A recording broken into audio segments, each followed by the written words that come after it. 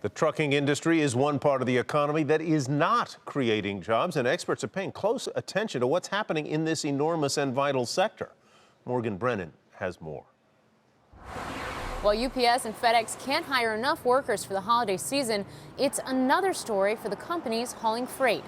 Today, the Labor Department reporting the manufacturing sector shed 9,000 jobs in October, including several thousand in transportation equipment. It's the latest sign that the freight slump isn't letting up, and it comes as demand continues to plunge for new trucks. Market forecaster ACT Research says October orders for tractor-trailer trucks tumbled nearly 50% from a year earlier, extending a months-long rout of the weakest activity since the recession.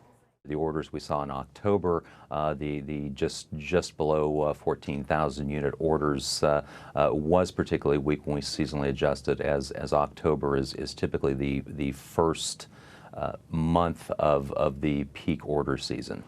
After a strong 2014, trucking fleets ordered more vehicles, anticipating an upsurge in freight demand that never quite materialized as commodity prices and manufacturing nosedived.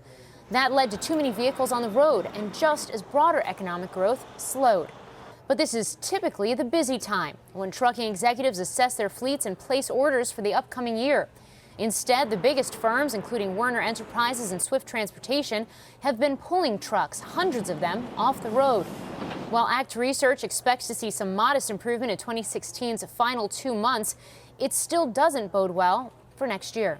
We certainly haven't seen any indications that freight's coming back around, and I think for improved freight, we really need to see better commodity pricing, which is going to drive the machinery sector, because the number of widgets that have to be moved when you're building big machines really generates a lot of freight that the truckers are hauling. The slump is also affecting earnings. This week, transmission maker Eaton slashed its production forecast, and Cummins CEO told analysts the engine maker is hearing from, quote, lots and lots of fleets that they're delaying purchases.